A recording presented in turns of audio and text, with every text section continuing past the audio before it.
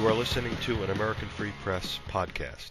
Joining me on the line is Dr. Erin Carr-Jordan, an Arizona professor who specializes in adolescent and child development, who's been banned from 8 McDonald's near where she lives. Erin, thanks for joining us today.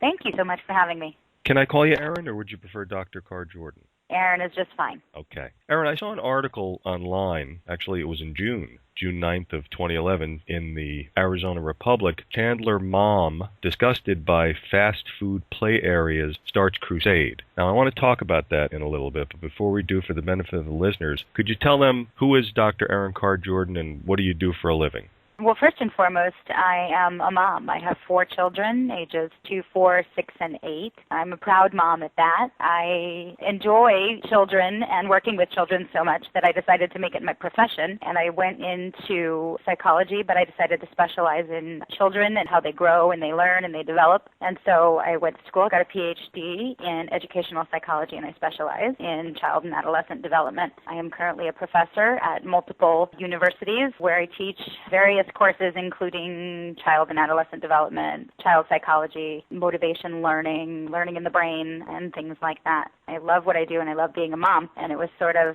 being in that role that led me to this campaign that I'm on to improve children's health across the country and across the globe for that matter. Cool. This article that I mentioned from June 9th, 2011, Chandler mom disgusted by fast food play area starts crusade in the Arizona Republic, which I guess is probably the biggest daily out there, and I guess all over Arizona, right? Especially Phoenix and Tucson area. That article, although it did explain what we're about to talk about, that really didn't generate a lot of attention, I guess, until the New York Times did a story in September, actually September 17th of this year, A Mother's War on Germs at Fast Food Playlands. And after that article came out, more attention was paid. Was that when you were banned from going into these particular McDonald's in your area?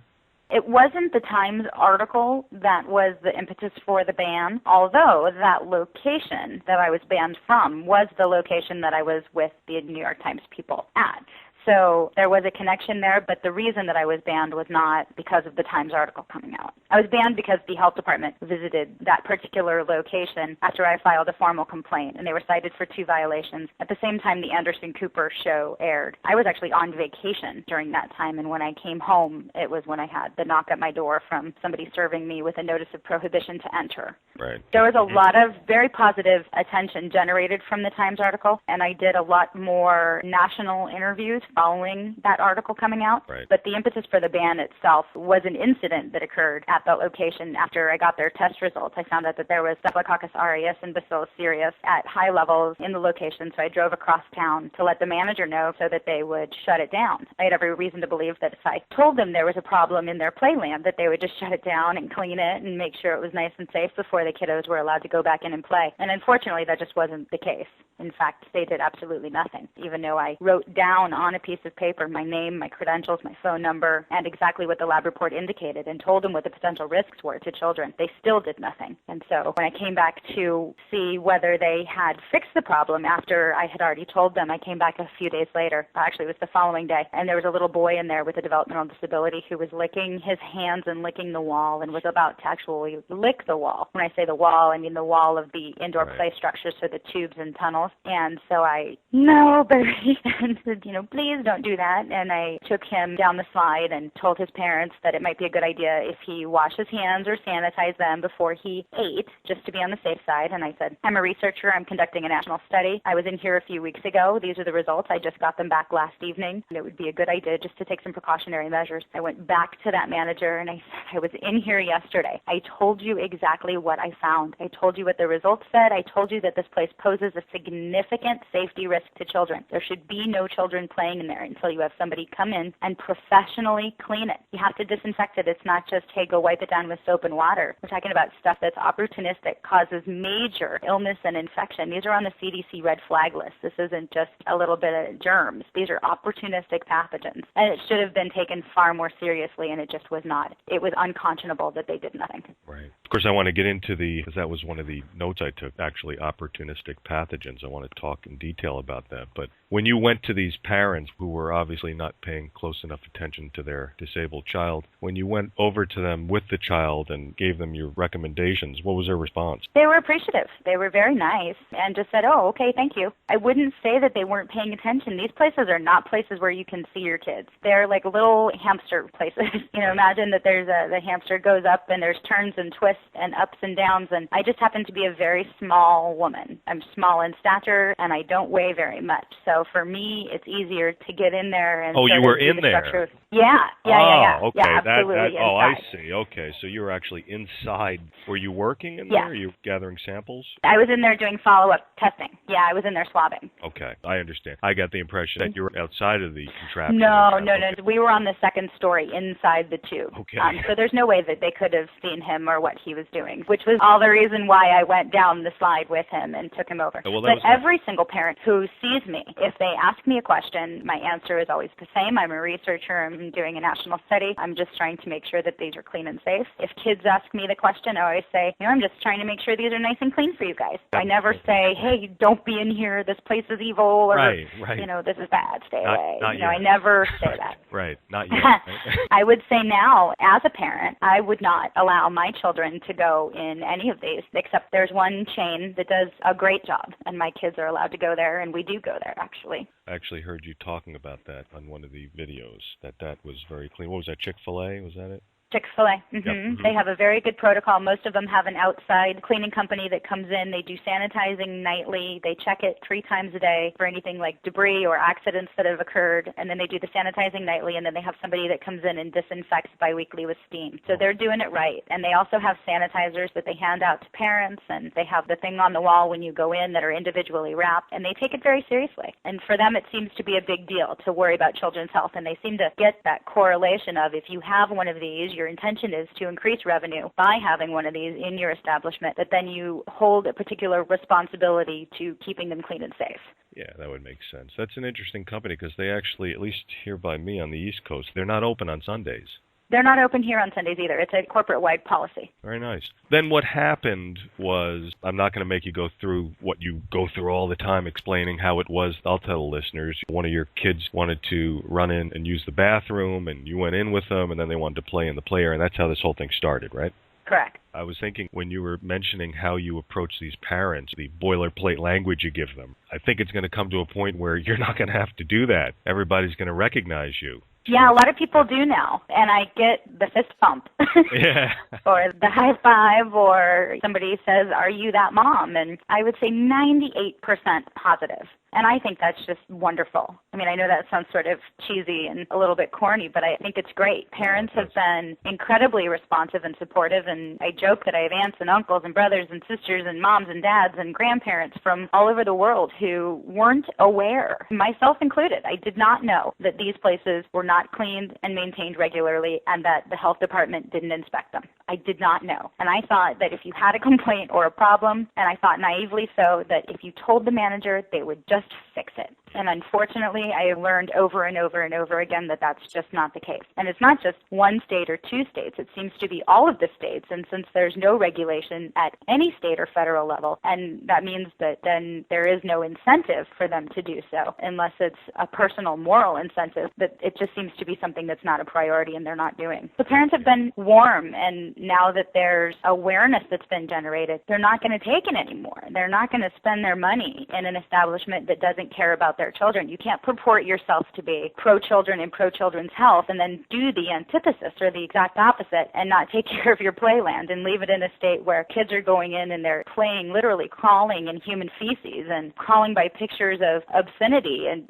sperm and penis and F you and F that and mold that's growing so thick that you can't see the difference between where the divot is and where the platform is. In one case, they were fully aware that there was a very large gash in their second-story platform. And rather than have it fixed, which is what manufacturers' guidelines say that they have to do, they covered it up with a bar mat. And this was a greater than 12-inch teed gash. And it was in a place specifically designed for children to be standing. I have a huge problem at this point with them purporting themselves to be, in many cases, very much about children's health and caring about children, but then just not doing anything at all to back up that statement.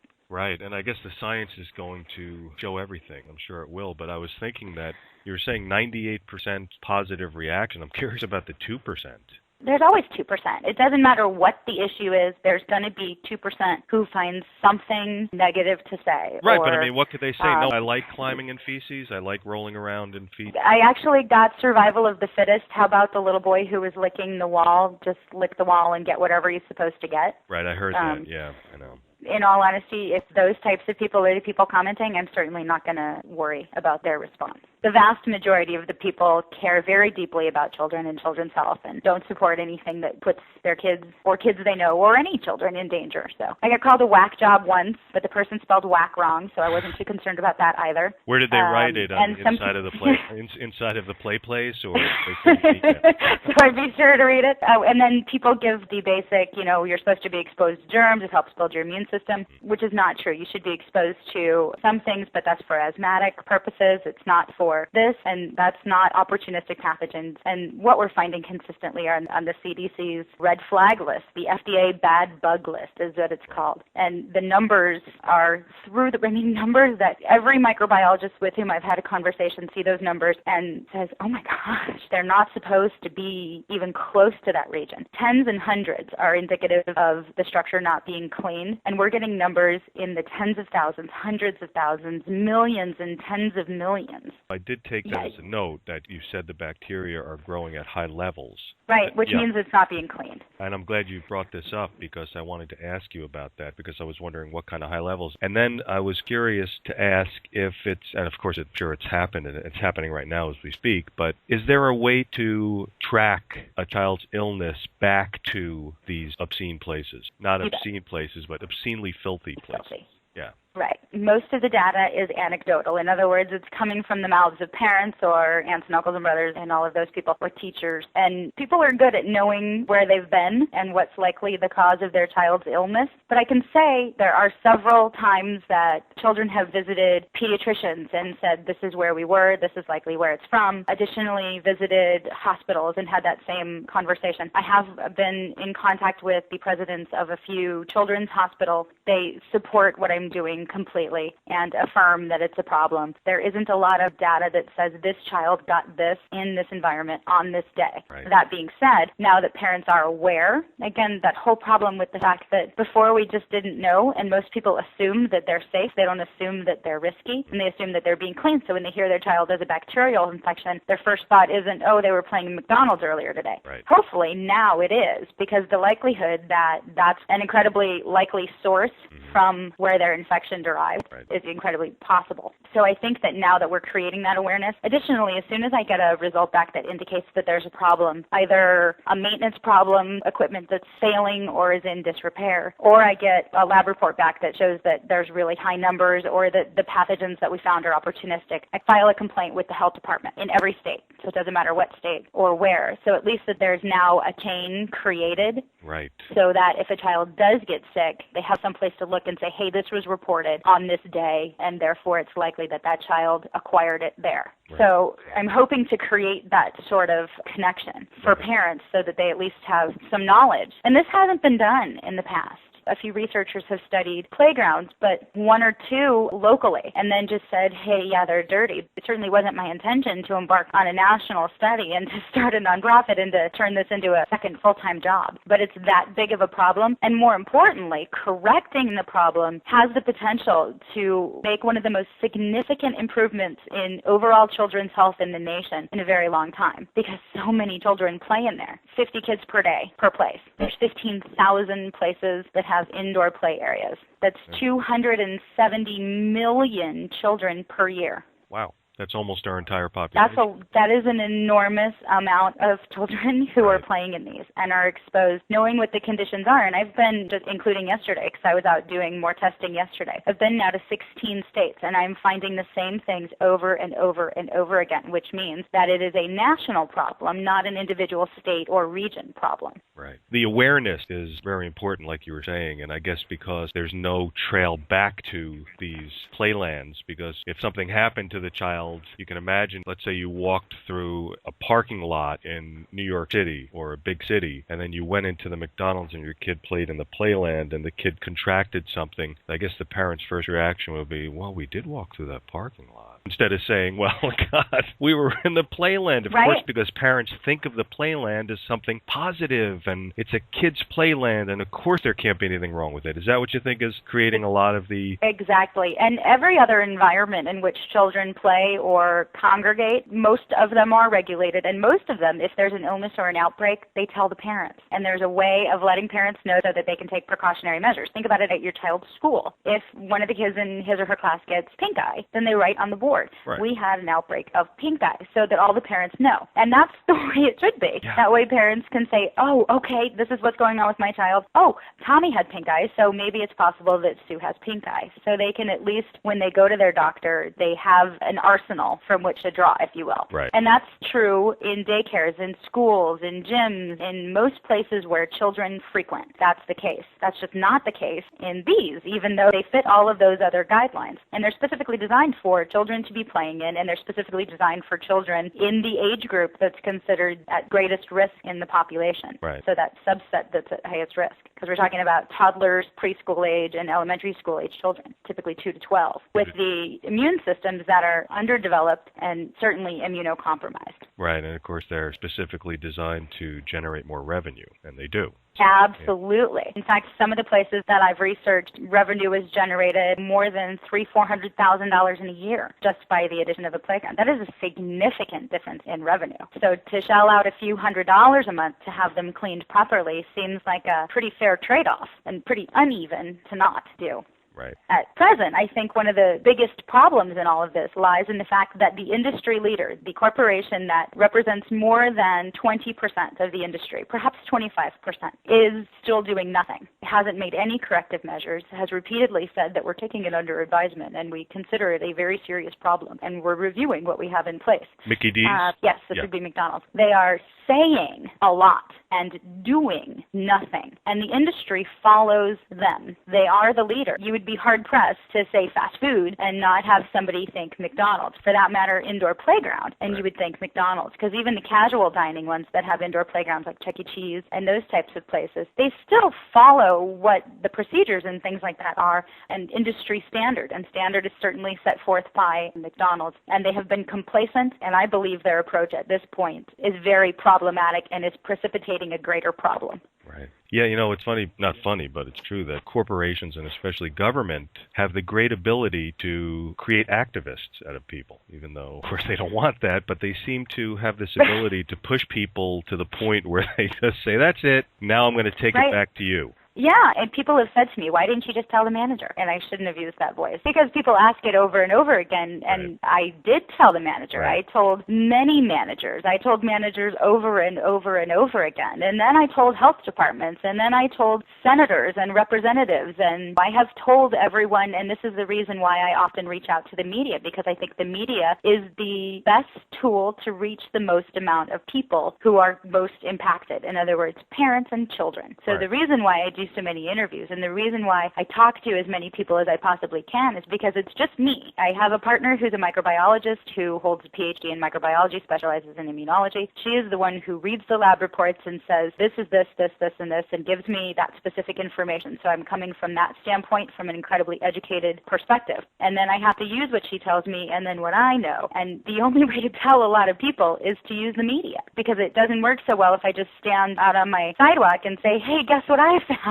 Please don't take your kid in there. One of the reasons that we actually created the nonprofit was to have a place from where we could actually try to generate grants to help with the funding for the research, because I'm funding this at present out of my pocket. It is my money, nobody else's. I'm teaching extra shifts and extra classes and picking up work wherever I can to fund this, because I think it's that important. I think that making sure that not only the corporations are aware that it's a problem, but that I continue to show that it's a problem across the country, because the corporations, McDonald's in particular, likes to send out the "it's an isolated incident" message, and they did that for a very long time. But after I went to enough states and enough locations, they couldn't say it's an isolated incident anymore. Right. So they had to change their response. Right. So I keep trying to generate more information and gather more data and speak to as many knowledgeable people as I can so that there are no more rebuttals. They can't refute anything, and they can just say, okay, now we're going to do something about it. And I'll continue to do what I'm doing until that happens. And thanks to people like you, I can keep doing it.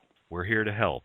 With peanut allergy, when that was ignored for many years until it couldn't be ignored, what really brought that to the fore for at least the media was when a teenager died from eating peanuts. Perhaps you might need something like that, something drastic and dramatic. You know, I'm not willing to wait for that. And I have had person after person tell me that it's going to take a kid dying, and I swear I'm not going to let it get to that because I think that is unacceptable. I think children are too valuable, and we shouldn't be approaching this from a retroactive standpoint. We should be doing it from a proactive one. And if we have the knowledge that warrants corrective measures now, then we should be taking those corrections to make sure that those types of things don't happen. There are more than one occasion where children have broken limbs, sustained traumatic brain injuries, have been caught by the neck on their hoodies, or have major cuts and abrasions. And I can tell you that at the level I'm seeing the equipment in disrepair right now, the rate of those types of injuries will only increase, which is why I press so hard for this to be addressed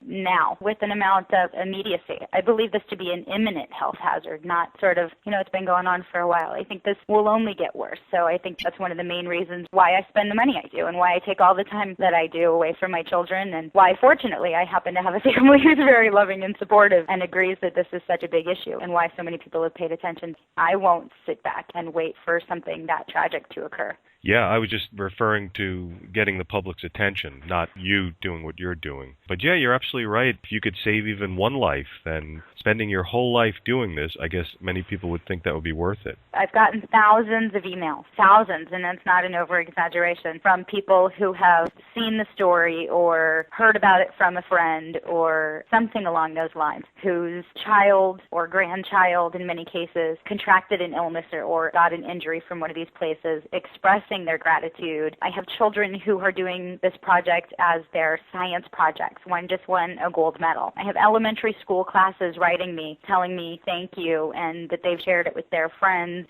So we are reaching a lot of people, and I'm very confident that we have made a difference and that children have been protected. Yeah. I don't think I could keep going if I don't think that was happening. That's what's keeping you going then. You're getting those tons of emails that are saying go, go, go, so why would you stop? Right. To stop right now, to me, would be equally as bad because nothing's really changed. I have two states that I drafted the bill. It's the Kids Play Safe bill. I drafted the bill, which basically, and this, it seems like such a short little jump, all it does is amend current health code to allow inspectors to look inside the playlands to make sure that they're not broken, that they're not filled with debris, and that they look like they're safe, and they do the same swabbing that they would do in other parts of the restaurant. Basically, it just includes the playland in the area that they inspect, therefore giving them the ability to enforce procedures to clean it up, to say, hey, there's a problem here, now you have to fix it.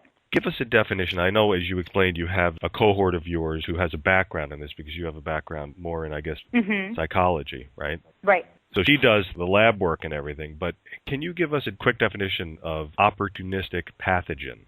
A human opportunistic pathogen is a pathogen. It's a type of bacteria that's able to cause illness or infection in a human. Our numbers are so high that we only, at this point, have the lab identifying those that are of significance to humans, because there's so many things that are considered like normal flora that fluff off of your skin or you would expect to find in any type of environment such as this. Right. And we don't want to be overestimating our numbers by saying this is what we're finding and our numbers are like this. When I say that we're finding tens of millions, we're talking tens of millions of opportunistic pathogens. And if you were to add in all that other stuff that's considered normal flora, then the numbers would be through the roof.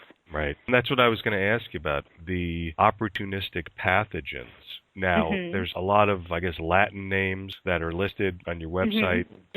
Perhaps you can give the audience a little understanding, a couple of the big guys. Let me just get to that because that's on your website, which is kidsplaysafe.net, and it's under the results tab. And you have some photos there, and I see some common names keep popping up. Bacillus is something that I see a lot. I saw Staphylococcus. Who are the big offenders here? So those two, Bacillus and Staphylococcus, are actually commonly found in the environment. However, the two species that we are consistently finding that are problems, that are opportunistic pathogens, are Staphylococcus aureus, which is potentially MRSA, which is something that most people are familiar with. Why don't you explain what MRSA is? MRSA is methicillin-resistant Staphylococcus aureus. What that means basically is that it is multi-drug resistant, so that if you get an infection with this Staph aureus, that it's going to be much harder to fight off. Now, remember, for a healthy adult, it's going to be hard to fight off. And if you're a child, it is a far more difficult process. So the Staph aureus we're finding quite frequently. Additionally, the Bacillus cereus. Bacillus cereus is another one that's multi-drug resistant. That's a common source of foodborne illness. So if you get that, you're likely to have nausea, vomiting, diarrhea, high fevers. That can be potentially fatal, as can Staphylococcus aureus. We're finding coliforms in almost every location. That's indicative of fecal contamination. So in other words, kids are playing around in crap. Great. We're finding Escherichia coli, which is E. coli. People are familiar with that. And nausea, vomiting, diarrhea, again, can be potentially fatal. Acinetobacter baumannii, which is commonly referred to as Iraqibacter. That's what our troops are coming home with from Iraq. Again, multi-drug resistant. We're finding bacteria that cause everything from meningitis, sepsis, endocarditis, skin infections, ear infections, eye infections, abscesses under the skin, nausea, vomiting, diarrhea, fevers, and all of this, and I'm not even testing for viruses. So imagine what would be present if we included that. The bottom line is these conditions are not safe. Yeah, you used the word species before. When we talk about bacterium, they come in a certain genus, which is Staphylococcus, Streptococcus, Bacillus. That would be considered the genus. And then within that genus is a species, so the specific type that you're talking about. So several types are not a problem. They're part of normal flora, which means that they're found commonly, while others are less common and pose a more significant risk. And those species are the ones that are specifically identified by the website, and those are the ones that we look for when we're testing, because those are the ones that are relevant, and those are the ones that parents need to be aware of, and those are the ones that cause a problem. And so if I'm talking to people who have a medical background or who have a micro background, I can say this is what we're finding, and they affirm, yes, those are dangerous, those pose a risk. It wouldn't be too far of a stretch to say that unequivocally that there have been many, many, many cases of kids picking something up in these playlands, obviously because of the rate of growth of these bacteria, and also that there probably have been cases where kids have caught these very dangerous species and died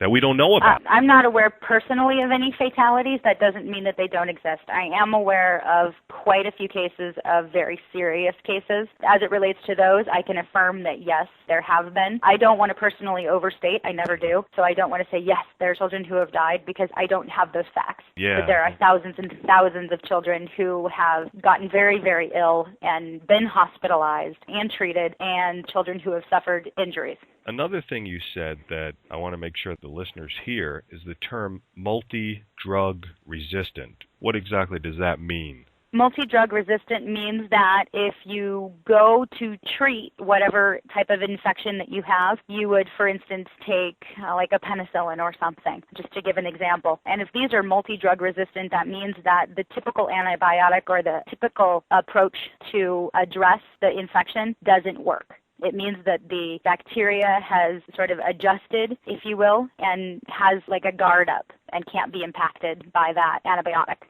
Are any of these species that you're finding, are any of them able to outsmart the current drug stock? I'm not sure. I know that there are several that are multi-drug resistant and that do respond to others. The problem is knowing which they respond to, which goes back to the awareness thing and why I inform health departments the way I do. And in some cases, I inform the CDC so that if a child does go to the emergency room or does go to their pediatrician and they have an infection, if there's a chain created, then they can say, okay, this is likely to be Staph aureus or MRSA, and this is the approach that they'll take, knowing that two of the typical approaches, if they didn't know what the bacteria was, wouldn't work. So it saves time, because some of these are potentially fatal. And the more you know going in, the more likely you are to be able to get it before it becomes unrectifiable. Right. It's only a matter of time, I think, when this thing catches on. I was thinking when we were talking about that disabled kid who was getting too close to the play place, that there's a chance that kids across the country might run into you in one of these things.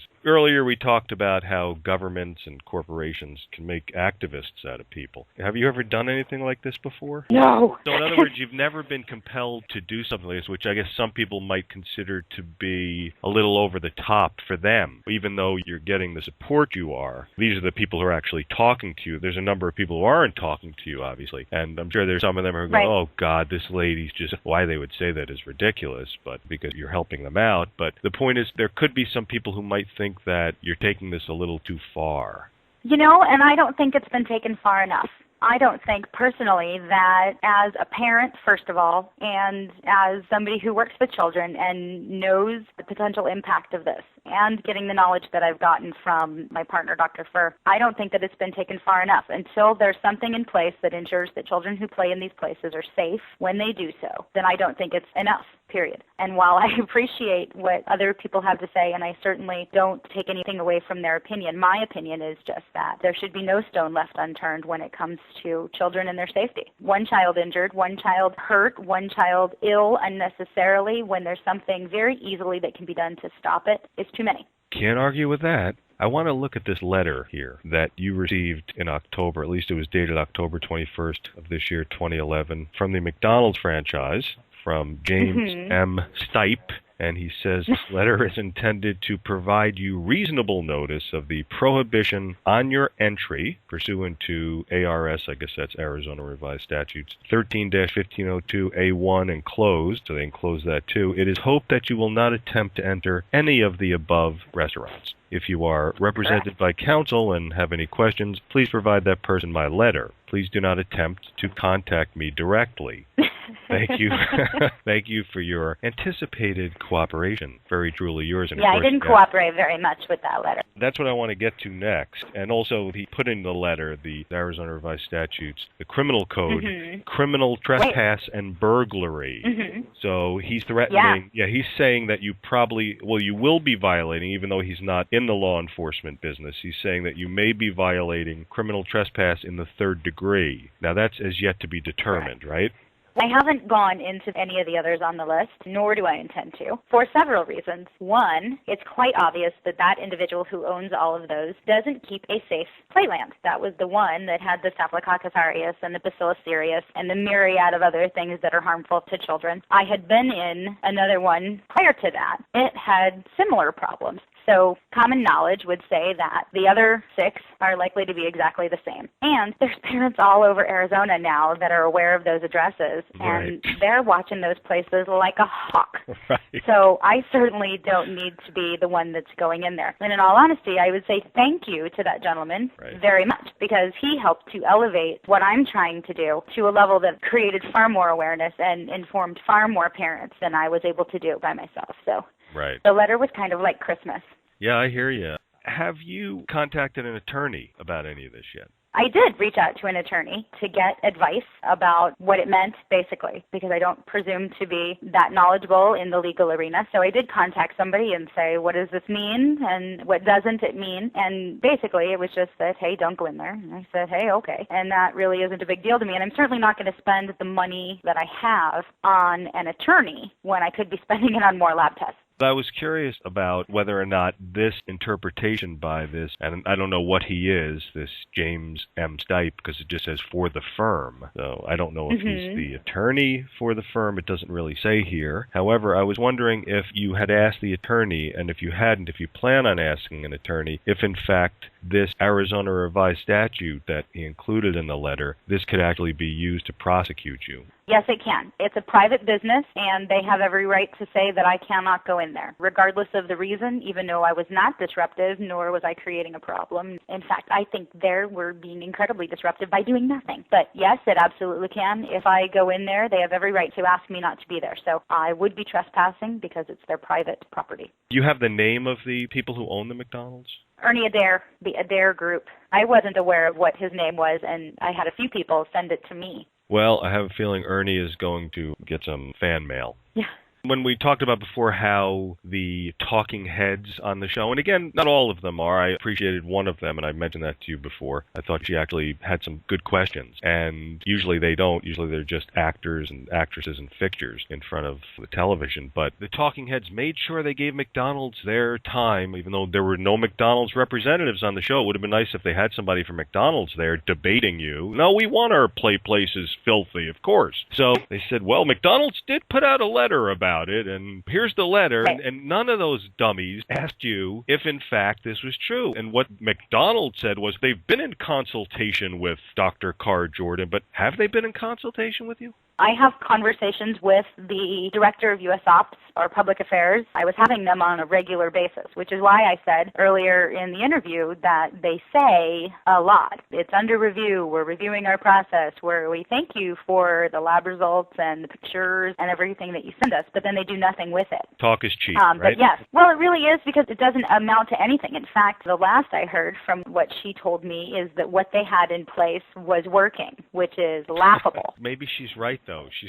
said what they have in place is working. It's actually spreading germs. Maybe that's what you meant. They're very careful about what they elaborate upon. Yes, it is worded quite carefully. So go ahead. You were saying you were... Yes, up until recently I was having regular phone conversations with her. In fact, prior to getting the order prohibition to enter, I was invited by her and the Arizona District Operations Manager to go on a tour of that location that was so bad, to show them exactly what it was that I'm seeing, to point out why it's such a problem. Right. The owner of the establishment must have had other ideas, because it was during that same time that I got the notice. And then they released a statement that I was saying that I was disruptive, which seems counterintuitive if they had invited me to come back that same weekend or that following beginning of the week to take them on a tour. Right. Well, probably what happened was they took their own tour and they saw what you were talking about, and they realized that they could never invite you in. If it were just limited to that one, we would be fine. Unfortunately, that one had bacterial results that were just awful. There's others that are far worse. And it would have been a great learning tool for them to be able to actually go in and see what I see. You had been in consultation with McDonald's, and then they just quickly cut it off, and I suspect that it was probably because they actually got somebody small enough to go in there and see that you were right, and then what would be the purpose of having you there? To show them, which they already know, that it's disgusting. In September of this year, which was just a little bit ago, you had inspected just around 50 fast food restaurants. You don't just limit it to McDonald's, right? You go to Burger King, and you go to basically all of them, right? Correct. And not just fast food restaurants, casual dining too, because Chuck E. Cheese and some of these places are indoor, like giant pay-for-play centers that only have a little pizza counter to the side. But because they still have food that they're serving in the area, and it's a play area designed for small children, it still fits my study and what I'm trying to do and change. So yeah, I've looked at 5 national chains as well as several independently owned establishments.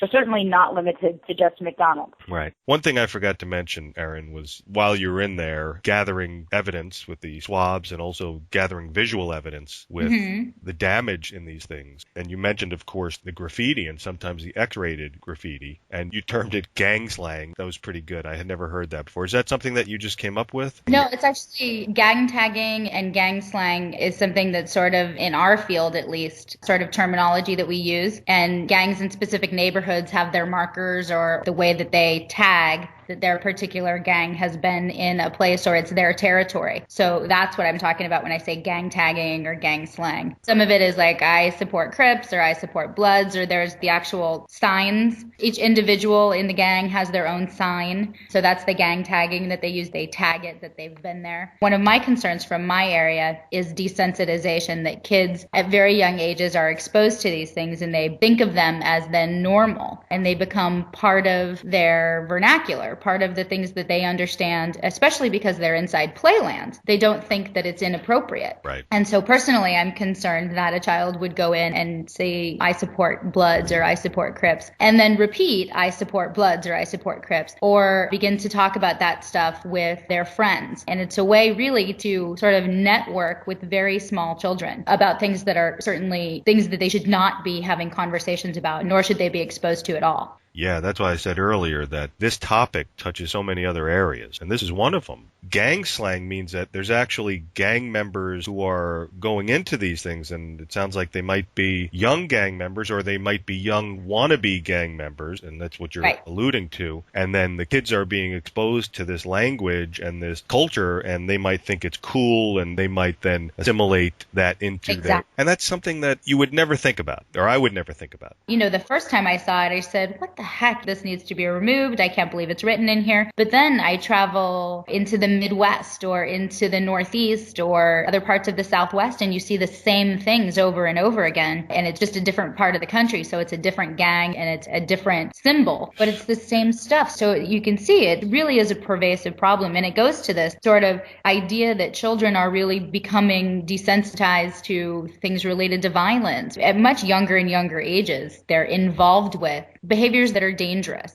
You started, of course, in your neck of the woods, and it started out with just one. Right. And the reason was, as you said earlier, you asked the manager to do something about it, and you gave the manager enough time to do something about it. You found out that they really don't take that seriously. That's not something they incorporate for whatever reason or reasons. And I said, I have a feeling that they are going to be incorporating that, because if you keep going, and it sounds like you are, I don't see what choice they would have other than to institute some sort of system to make sure that these are scrubbed down and completely germ-free. That's not possible. They can't make completely germ-free. Well, at least the dangerous ones. Right. They can disinfect to get rid of the opportunistic pathogens and keep the microbial load at a level that doesn't pose a risk, which is all we're asking. And that's a very reasonable request. The microbial load should not pose a risk. Gotcha. Correct. Tell the listeners about your transition from the local scene to outside of your immediate area. You're in the suburbs of Phoenix. How did you get to the point where you decided, well, I want to go to Tucson? First of all, when McDonald's responded to that first story in the Arizona Republic, they said it's an isolated incident, that it was just that one location and that the correction had been made, that they took it very seriously. And I said, hogwash.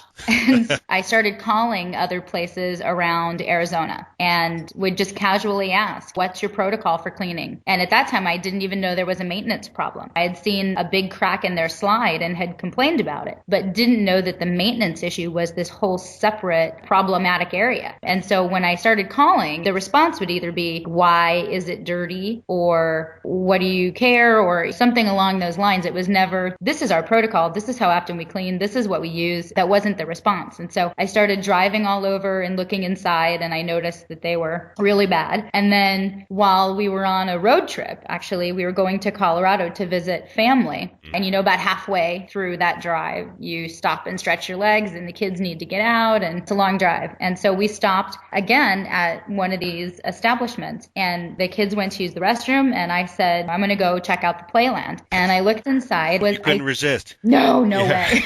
And it was almost identical to the one from here. And if you've seen that first video, you'll know that that was horrific. Yeah. So I went and I got my phone and I went in there and I started taping it. You can hear my daughter calling, hey, Mom, what you doing? Right. You know, from down. I'm like, don't touch anything, baby.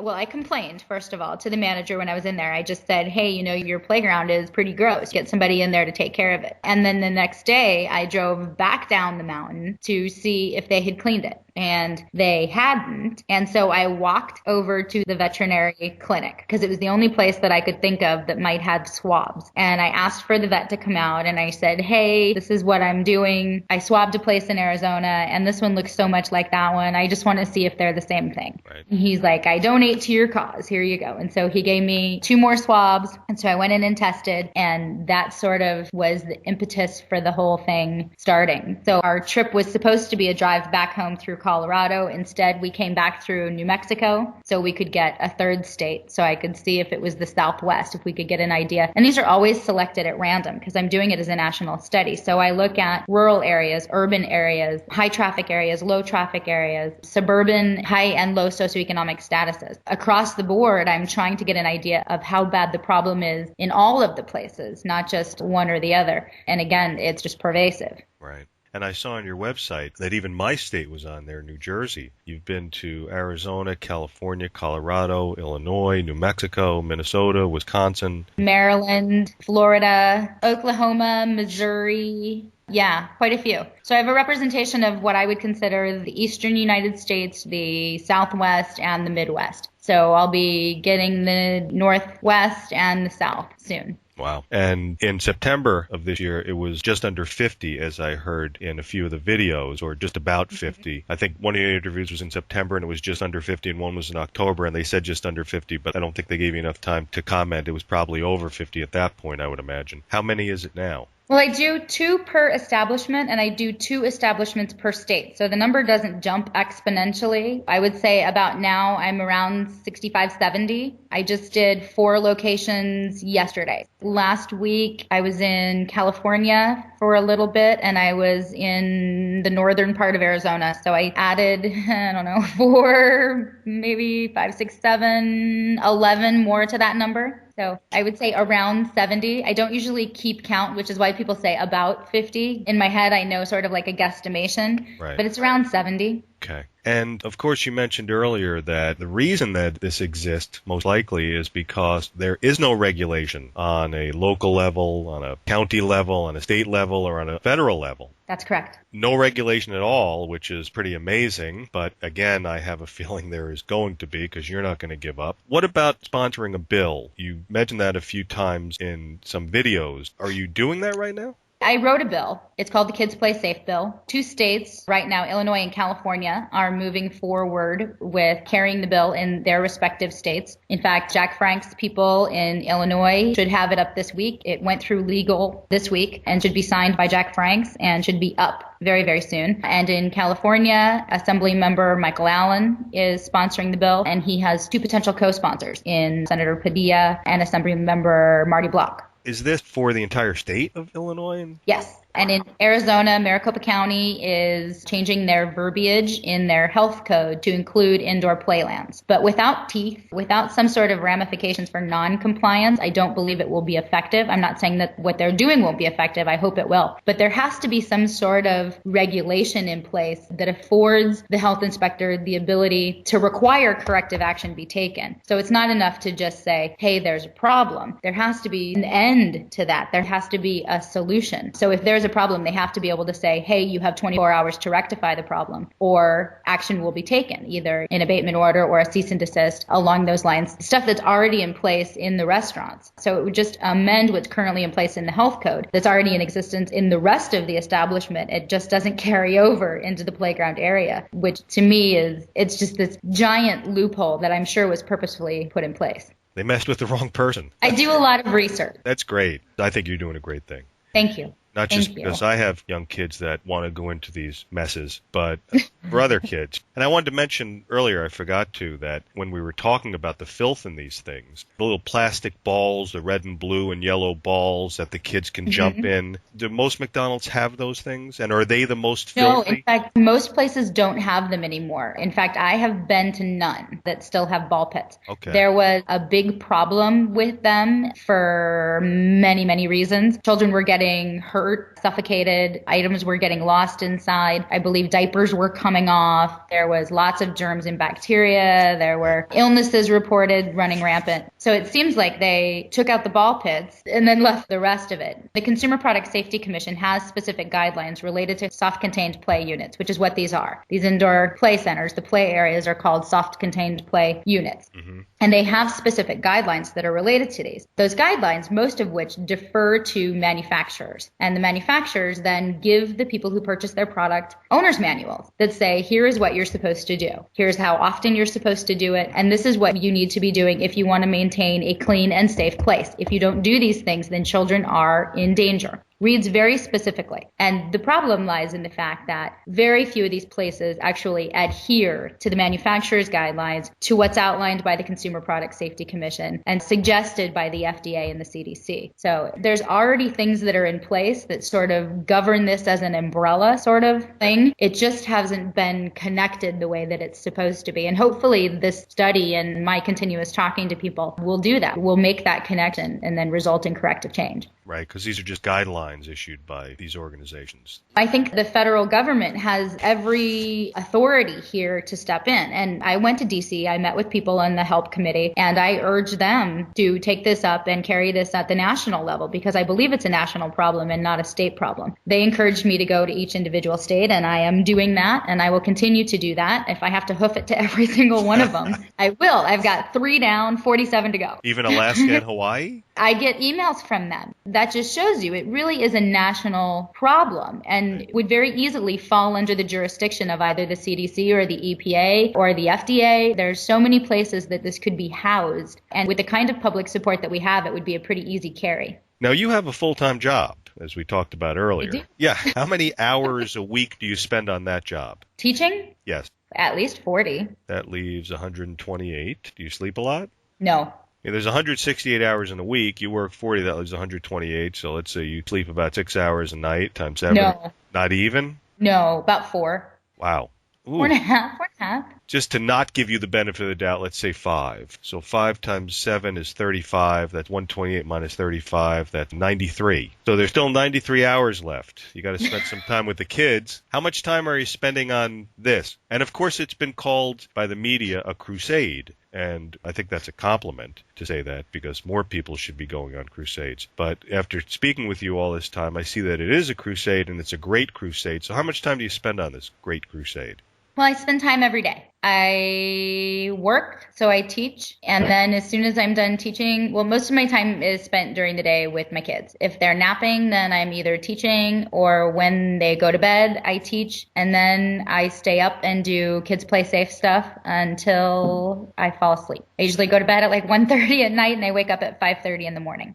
And some days, like yesterday, I was traveling all day long. I just take my computer with me. I work in the airport. I teach. Thank goodness I can teach mobily. And so I teach when I'm traveling. I'm answering emails and I'm interacting with my students. Anytime that I'm not with my children, my husband, or teaching, I am doing kids play safe. I spend very little time with my friends and my family. This is really important to me. And if my husband's in town and I can travel and go to another state and do more testing, I do. You had mentioned just a moment ago about doing work in the airport. Explain to the listeners what you mean by that, because they're thinking, well, wait a second, she's a teacher. What is she doing in an airport? I teach both on a ground campus, so I teach in a traditional format where I stand in front of the class and I profess, and I also teach online. And at present, my students are all online students. I don't go back into a traditional classroom for another few months. So as long as I have my computer, I can work. So I was grading papers and answering student emails and interacting with my students all day yesterday. Fortunately, the planes that I was on were all Wi-Fi planes. So I was actually online the whole time I was flying too. Wow, that's cool. Has it affected your job at all, your teaching job? I don't know if it's affected my job with ASU.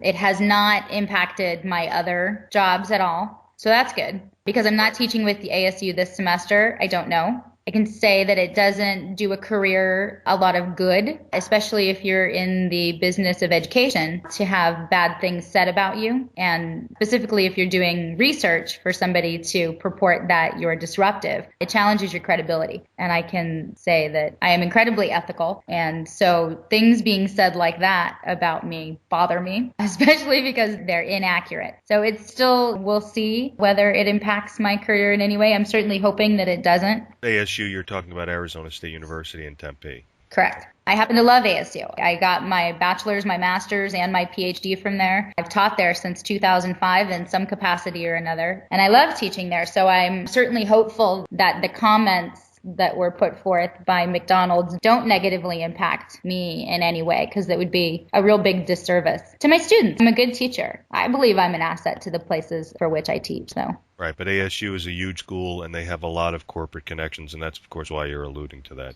Has it affected your relations with your friends? Besides the fact that you mentioned before that you really don't get to hang out with your friends anymore, beyond that, has it affected your friends and has it affected your family? I have an amazing family, almost all of whom are in academia or have been in academia. So they understand the idea of doing research and gathering data. So the idea of the study is familiar to them. So my parents and my family have been incredibly supportive. And I'm still a parent volunteer. I'm still co-coach for my son's soccer team, for his soccer team. I'm still an ever-present mom. I haven't missed a single activity, and I tuck them in every single night. If I fly away, I come back that night. So it really hasn't impacted my kids too much, although I can say they're learning something very valuable in caring about other people. So super supportive. My friends are the same way. I have a very small group of friends, and they're friends that I've had for years, and they're people that I trust and care about very much. They're good friends, so they're doing as good friends do, and that's providing support and kindness and that. So right. We're just trying to keep kids safe, and most of my friends either have children themselves or have nieces or nephews or grandchildren in some cases. So it hits home for everybody. So it's something everybody that I know can relate to, and something that sort of sparks interest and anger in many cases from a lot of people when they find out what's going on and how long it's been going on for that matter. Right. And I did hear in a video, I think it was, or I read it, that you had contracted something yourself called shingles. And I've heard that term many times over the years. I don't know exactly what it is, or I did know, but I forgot. Did that happen to you? And what is shingles exactly? In my case, they're just little blisters. I got them on my chest, kind of right at my collarbone, and they were just little blister sore kind of things. And for me now, they come and go. I also got neuropathy. In my case, it presented as burning in the lower extremities from about my knees to my ankles, just on the back side of my legs. And it was bilateral, so it was on both legs, and it persisted for a few months. It has since subsided, so I don't have it anymore, thank goodness. But the shingles sort of comes and goes. And they're just like little things you want to itch and scratch, and they're like just little open blisters. But some people get them on their face and their eyes. I've been very lucky right now that they've only presented on my chest. Do you think you caught it from one of your Oh, yeah, absolutely. Yeah, absolutely.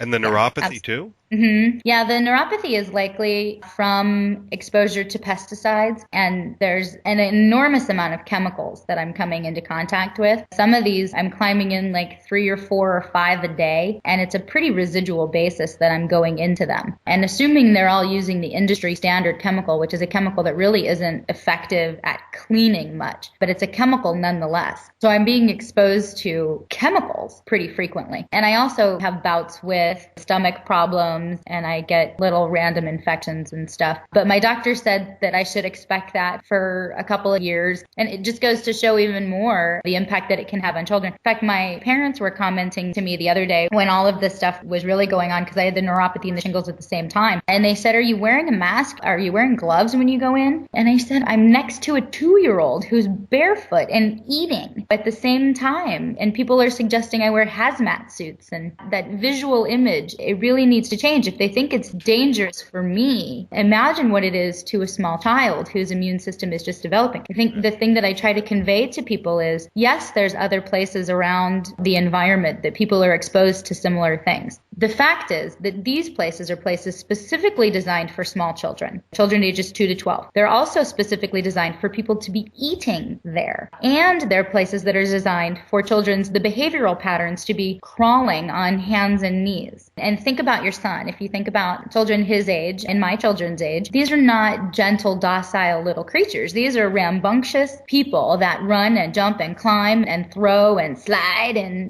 do exactly. And they do all these things that are likely to result in scrapes and scratches and bruises, and they don't behave the way that adults behave. So it means that they're more likely to have things that become systemic because one of these bacteria can get into their scratch, or they pick their scabs often. So they have open wounds. Many of them are thumb suckers. So they're crawling around and then their thumb goes right into their mouth, or they're fingernail biters or eye rubbers. So all of the behaviors that are typical of this age group of the population, so the small 2 to 12 window, that in concert with the fact that they're designed for them to be eating in, and they're not being cleaned or maintained, and the types of pathogens that we're finding, that's why this is such a huge problem, and why it's not comparable to some of the other places that people say, my credit card is really dirty, or my computer screen is very dirty. Yes, but you're not eating off of it. You're not making money off of children coming in to play on it. You're not specifically saying to your child, here, this is yours to come play with. It's a very different thing. And it happens to be a very unique environment because I can't think of any others that are similar, which is why the only comparables that we've looked at are places that have protocols and places that do not, because there really isn't another comparable environment. The only other one would be like a daycare or a children's school, an elementary school. And both of those have regulation, and both of them, at least one of the things on the school list you get every year are disinfecting wipes. And you see children every day cleaning their desks. They do sanitizer before they eat at lunch. They do the same thing before they do their snack. They have cleaning crews that come in every night and they take care of it.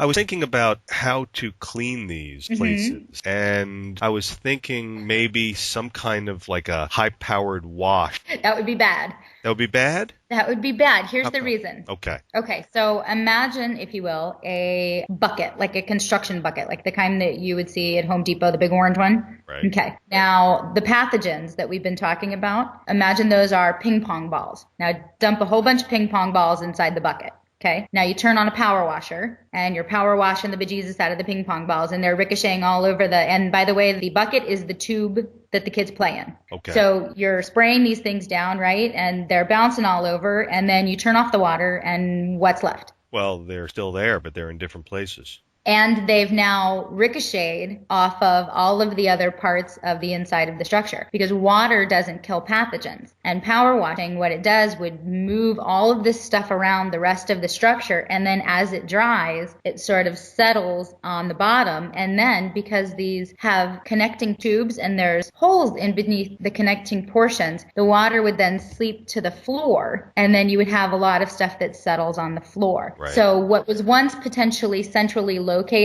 would then be everywhere, and it would pose an even more significant problem, and it actually makes it look like it's clean when it's not, which is a big problem as a parent, because we think if we see something and it looks clean, then that means it must be clean and safe. And I had this conversation with Dr. Furr, who's my micro consult, the other day, because I went into one of these places and I said, I have to remind myself that when I go into one and it looks clean and I get excited, that I should be cautiously optimistic. That one actually came back with 2 swabs and they had more than 6 million pathogens on just 2 swabs. So it's really a sort of counterintuitive thing. Just because it might not look dirty, that it isn't. The best way to clean these is to sanitize nightly. Just go in, there's sanitizing solution, there's sanitizing wipes. It's super easy to do. That reduces the microbial load. But then you have to actually get rid of the pathogens. And sanitizing does not get rid of pathogens. You have to disinfect. And the best way to disinfect, because we're talking about children, we don't want chemicals all over the place, is just good old-fashioned steam. Okay, so what if you went in there with a steam cleaner instead of a power washer? Would that do it? Perfect. Yep, absolutely. Okay, so maybe they could design these units with built-in, almost like sprinkler type systems, steam cleaning systems, where after the place closes, they shoot the steam out and that's it, it's done. Is that something that could be done? There has to be something. I know the people who clean them. There are companies that specialize in cleaning indoor play equipment. And there are, like I said, there are companies, establishments that are doing this correctly and have people that come in and make sure that they're clean and safe and take care of maintenance and all of that. And those people are disinfecting. The company that they use does disinfect. And they do use steam to do it. I think it's a machine that they have that's specifically small enough and malleable enough that they can get in. Remember, these are very contorted, gerbil sort of like structures, so it's difficult. But I'm all for any type of innovation that would enable more places to do this on a regular basis, which is sort of what the bill calls for, is the disinfecting bi-monthly or monthly, depending on traffic. And it calls for the use of steam in any way that they can do it. So that the choice of the methodology is theirs as long as it's disinfected. Okay. Yeah, I was wondering about that. And I was thinking, well, maybe power washing and designing these things to be on an angle so when the water did drop to the floor, it would go down some kind of a drain. But I see what you're saying about steam. That makes a lot more sense. And it can be done, as you said. And these bills, do you have them on the website? Do you have the language of the bills? No, okay. But I can. Basically, it's a very simple vernacular. All it does really is include, so the current health code lists all the places that pose a health risk and for the reasons, and it just adds to that indoor play areas, such as those containing tubes, tunnel slides, inflatables, rides, those types of things. It reads specifically those areas containing tubes, tunnel slides, etc., not being properly sanitized, and then tubes, tunnel slides, etc., not being properly disinfected, and tubes, tunnel slides, etc., not being properly maintained. And then each of those things meetings is outlined specifically for what the definition would be of maintenance, sanitization, disinfecting, and then it goes on to discuss abatement, cease and desist, what is considered source of filth or nuisance. It's like 3 pages long, and most of it is definitions. It's really impressive that you have already gotten 2 states to do something about this. Let the listeners know about which websites they can go to in order to follow your progress. I know you said that you were on Facebook and also your website, kidsplaysafe.net.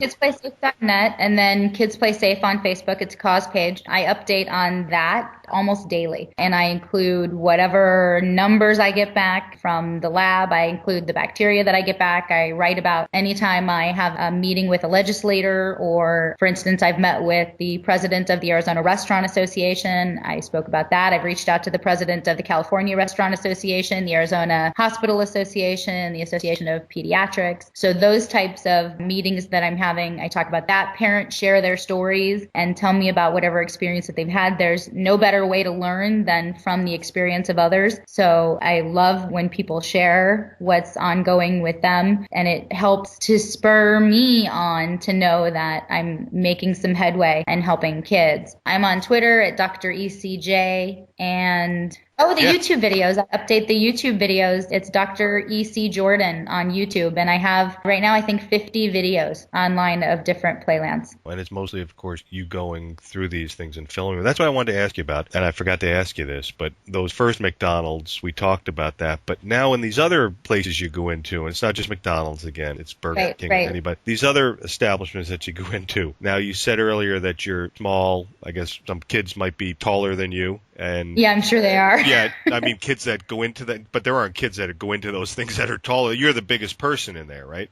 No, in fact, that's one of the problems, the lack of supervision in them. In fact, I was in one the other day and a girl came up to me and said, I promise you're going to find disgusting stuff in this one because I know the high school kids come in here every day after school and hang out in there. She knew you already. That person did, yeah. In Arizona, there's been a lot of coverage, and I was at one that was here locally. And she said, because she started describing it to me, like they would go and just sit inside there and they would lay down in the tubes, and it was covered in high school students inside. You know, I found everything from pubic hairs, stuff obviously that didn't come from a child. And these places don't have adult supervision. This is not the fault of the parents. The parents do have some responsibility, obviously, to make sure their kids are safe. But the presumption is, and always has been, that they're being cleaned and that they're being maintained. So parents just don't think. You think if you take your kids to one of these places and you let them go in and play, that they're fine, that you're right here and they're right there. And that means that they're safe. And unfortunately, that's just not the case. I always think about the early readers, and I have a child who's an early reader, just starting to learn the letters and put groupings together. And I think about that one that we went in, and imagine a child who's an early reader coming out, spelling out or sounding out some of the words that they've just seen, F-U-C-K and what is B-I-T-C-H and some of this other stuff, and then asking their parents, what do these things mean? And you certainly aren't prepared to have that conversation with your 4 or 5 or 6-year-old when they've just come out of some place that was supposed to be a safe and fun place for them to play.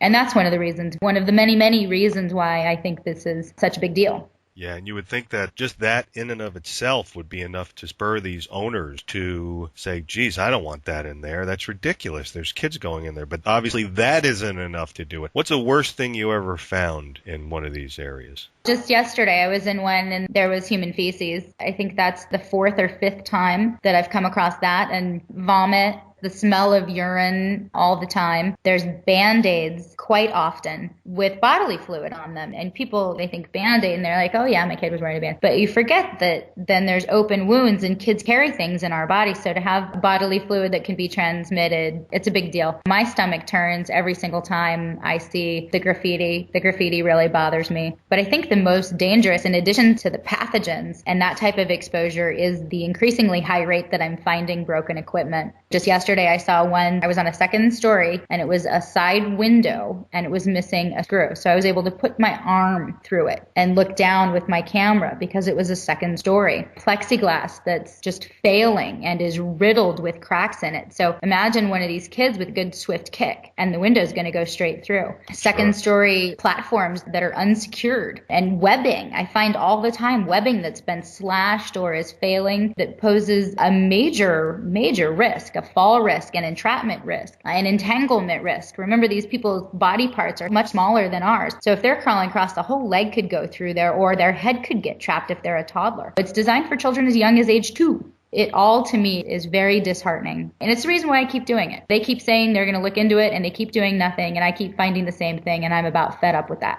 I don't blame you. When you go into these establishments, you go in alone or with your kids to do the testing? No, just me. Does anybody ever come up to you to say, excuse me, what are you doing? You haven't gotten to that point where everybody knows you yet. A lot of people know me. It's far more frequent now than it was before. Even in other states? In other states, no. I don't think anybody's come up to me in another state. And actually, most parents say, are you testing for germs? Because I have swabs in my hand and I have a camera. And I'm a nice person.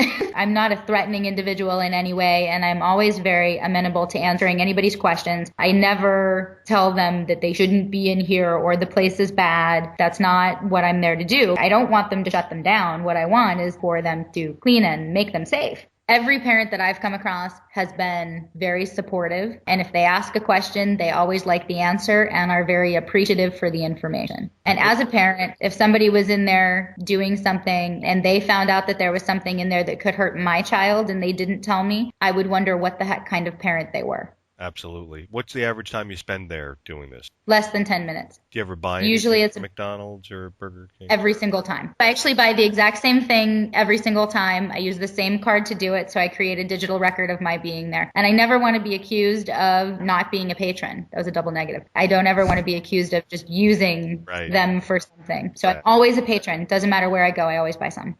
Well, that's great. You're doing an amazing thing. You're an amazing person, and it's always a pleasure to meet people like you, because I always say that there should be many, many, many more people like you and willing to do what you're doing really selflessly, because you're not making any money off of this. It's costing you money and and time, and you're getting a lot. It's costing me a lot of money. A lot of money, right? I'm sure it is. Going all over the place, traveling to these different states and spending the time getting there and having to eat and having to buy that one thing that you buy all the time. It's the lab tests that are the expensive component. My partner is just a consult. I'm using a microbiologic analytical lab. In fact, I use 2 labs for reliability. So every time I take swabs, I send them directly to the lab for analysis. So my partner isn't doing that at home or anything. That's actually being done in a highly accredited lab with excellent credentials by people who are very good at what they do. And it's being commented on by some of the most respected microbiologists in the industry. And supported by everybody, not everybody, but quite a few people in the medical field, from family practitioners to obstetricians and pediatricians.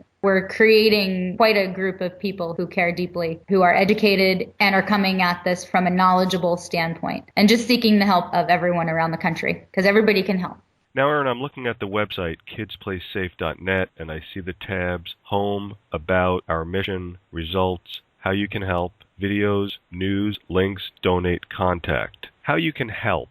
Why don't you tell the listeners how they can help? Well, there's a couple of ways that people can help, and we are appreciative of any of them. First and foremost, there's a tab to reach out to your legislators. So you can click on that. It'll take you directly to your state page, and it'll tell you who your representatives are and how to get in contact with them. So when we're trying to get regulations in place and trying to urge those people in positions of power to help us, it would be great if they knew that the public was on our side. So first and foremost, that's what we'd like them to do. And it also has a section here, share your story about an illness or infection. Yeah, like I said in the past, and I'll continue to say, there's no better way for people to learn than from the experience of others. So when people tell me about their experience, what has happened to their child, whether that child contracted an illness or an infection or some other type of experience happened, if they're willing to share that, I share it with other people. Parents can send me pictures of their local establishments. I get pictures of McDonald all the time, and I post them on the Kids Play Safe page.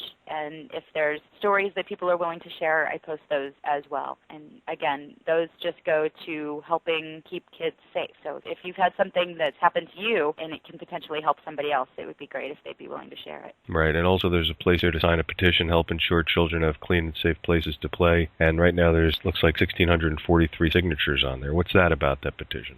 a petition that is just trying to demonstrate to legislators that people do care, that it's a cause that's important to other people. It's something that is worthy of their attention, and they should help carry the bill. And we have signatures from people all over the world on the petition. So it's hopefully going to help make a difference. Just one more way to demonstrate that this is a national public health issue. Right.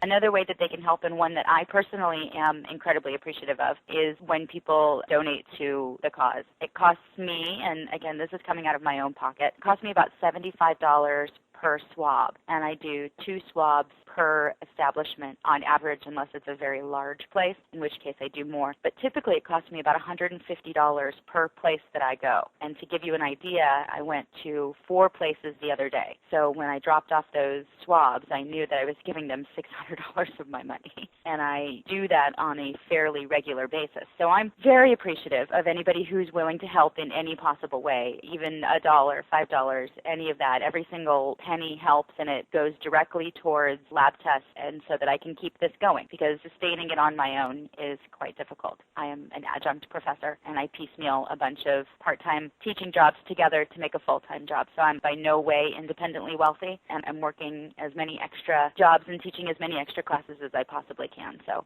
anything people are willing to give, I would greatly appreciate. Right. And how much have you spent so far, you figure, on this? Oh, just shy of $10,000, and that includes lab testing, travel to other states, having to do car rentals, and all the other travel expenses. I try very hard to go out and come back in the same day so that I'm not paying for lodging. But if I go, say, to the East Coast, I'll try to hit 3 states at one time, and I'll stay overnight one night and then try to get back so I can get all of them in. So just shy of $10,000. It's a lot of money, but it's incredibly important, and it's just money, and it's more important that children are protected. So I see on the Donate tab here that folks can donate with MasterCard, Visa, American Express, Discover, and I guess a bank check. Any other ways that they could do it? Can they mail a check in to you, or is it only done through that Donate tab? Yeah, it's only done through PayPal. I want to make sure that there's always a record of what people give for both them and myself. I don't want people just willy-nilly sending me money. It makes me nervous. Sure. And I want for them to always know that it goes directly to, it's a business account. That business account, that card is only used for expenses for Kids Play Safe. It's not a personal card. And I'm one of those people that likes to keep records, so I want to make sure that I can always demonstrate in some way that the money went directly to the cause. Right. How long have you been collecting donations? Just a few months. When we started the website is when we started taking donations. And to date, we've raised just under $500. I can say that $200 of that, although, came from my mother. That's great, though. Well, yeah, if your family doesn't support you, then who will? That's right. And again, I am so grateful for all those people who have donated so far and those people who are willing to donate in the future. It really means a lot to me, and I'm positive that it means a lot to the children all over the country. Dr. Erin Carr-Jordan of Kids Play Safe, Mother Extraordinaire, I want to thank you so much for the time you took out explaining all this to the listeners, and wish you the best of luck, and looking forward to talking to you in the future. Thank you so much. I really appreciate your taking the time to have me on, and I can tell that you care about kids, and that means a lot to me, and hopefully this reaches a lot more people across the country who do as well. Thanks, Erin. I think it will. Thank you.